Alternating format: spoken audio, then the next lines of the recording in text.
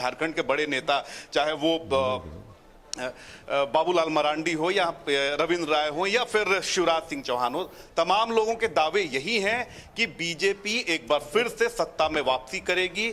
दूसरी तरफ अगर जेएमएम की बात करें, कांग्रेस की बात करिए, तमाम लोग दावा ये कर रहे हैं कि उनकी ही वापसी हो रही है, एक बार फिर से वो वापस आ रहे हैं। लेकिन कांटे की टक्कर है और अभी भी 19 और 20 वाली स्थिति है कि कौन सत्ता में आएगा अभी नहीं कहा जा सकता है। लेकिन हाँ, ये स्थिति जो है दोपहर तकरीबन 12, साढ़े 12, 1 बजे तक स्थिति स्पष्ट हो जाएगी कि झारखंड में सरकार किसकी आने वाली है, क्योंकि कांटे की टक्कर है। भले ही 81 सीट है झारखंड में, लेकिन 81 सीटों पर अलग अलग कांटे की टक्कर में अभी हमारे स्क्रीन पर बीजेपी आगे चल रही है। आपके पास ताजा अपडेट क्या है?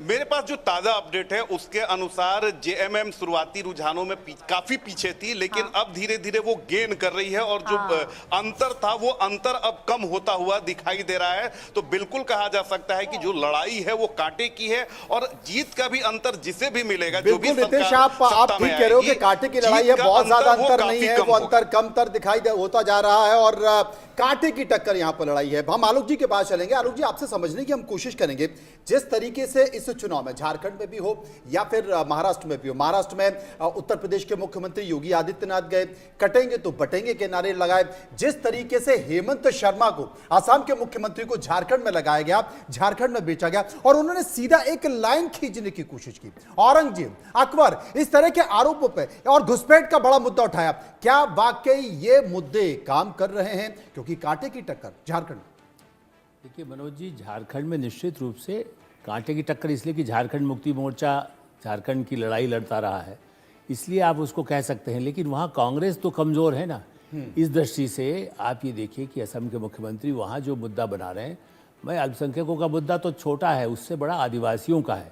इस बार पूरी ताकत बीजेपी ने लगाई है। बाबूलाल मरांडी, अर्जुन मुंडा, जिस तरह के सारे पुराने रघुवर दास और ऊपर से जो सोरेन के ही परिवार के सेनापति रहे, उन चंपई सोरेन, उनको भी अपने साथ ले आए हैं। इस दृष्टि से मुझे लगता है झारखंड में। लेकिन मनोज जी, मैं 2 मिनट इस बारे में कहूँगा कि आप यह याद करिए, शरद पवार, मैं महाराष्ट्र भी थोड़ा जोड़ना चाहता था, क्योंकि वहाँ वो कबड्डी से उन्होंने ज़िंदगी की राजनीति शुरू की थी। मैंने कबड्डी फेडरेशन से वो राजनीति में आए हैं। कबड्डी में आधा पाला खेलते हैं, आधा खेलते हैं, वो बुज़ुर्ग हो गए हैं। और महाराष्ट्र, और आप जो मध्य प्रदेश को जानते हैं, या वहाँ पर कुश्ती का, और ख़ास करके अखिलेश यादव का, चूँकि आप यूपी भी जिक्र कर रहे हैं, तो मुलायम सिंह यादव भी कुश्ती से आए हैं। तो पहले कुश्ती में सांस जिसकी फुला दिया, तो लोकसभा चुनाव में लगा कि बस कांग्रेस तो अब महाराष्ट्र में आ रही है, शरद पवार तो वैसे हो जाएंगे और ये हो जाएगा। उसी तरह झारखंड में भी राहुल गांधी को लगा कि बस हमारे पास हेमंत सोरेन का बिल्कुल वो है, और पैसे की तो 100 करोड़ 500 करोड़ तो तिजोरी में रखा हुआ है, उसके बल पर जीतेंगे। लेकिन आदिवासी और महिलाएं दोनों राज्यों में ये जो कुश्तीबाज हैं, ये और कबड्डी वाले तो सिर्फ खेलते हैं, वो अपनी जगह है ही। शरद पवार किसी के साथ भी समझौता करते रहे हैं, यशवंतराव चौहान के ज़माने से सोनिया गांधी तक। ऐसी स्थिति में वो उनकी को केवल सुप्रिया सूले कब बने। काउंटिंग के दिन में सभी पुराने किस्से आलोक सर ने याद दिला दिए। शरद पवार का भी जिक्र कर दिया और कांग्रेस के जो झारखंड में वादे रहे उनका भी जिक्र कर दिया। और इसी बीच हमारे साथ जुड़ गए हैं कांग्रेस की प्रवक्ता ज़ेबा खान, नीलेश भोसले हमारे साथ जुड़ गए हैं, एनसीपी के प्रवक्ता शरद पवार गुट, और प्रोफेसर भुवन भास्कर जोशी भी हमारे साथ में जुड़ गए हैं, समाजवादी पार्टी के प्रवक्ता।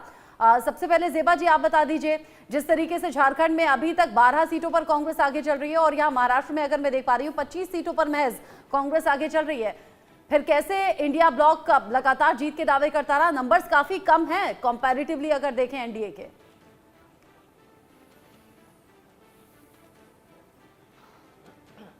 नहीं, ये तो अभी बहुत शुरुआती रुझान है, इंतजार कीजिए, आगे अच्छा होगा, हम पूरी उम्मीद करते हैं। और हम कांग्रेस पार्टी ईमानदारी से और देश के मुद्दों पर, युवाओं के मुद्दों पर, जो देश की जरूरत है उस पर हमेशा बात किए हैं। और चुनाव में हमारे मुद्दे भी वही रहे हैं कि जो जनता की समस्याएं हैं उन समस्याओं को हमने टारगेट किया है। लेकिन भारतीय जनता पार्टी के चुनाव लड़ने का तरीका आप देखिए कि कितना गिर गई है और आज क्या स्थिति बन गई है। विकास पर बात ही नहीं होती है, जनता की समस्याओं पर सोचने वाली बात तो ज़ेबा जी ये भी है ना, अगर आप कह रही हैं कि चुनाव लड़ने का अगर स्टैंडर्ड गिर गया है, फिर भी बीजेपी के नंबर्स आगे क्यों है? देखिए, इस बात का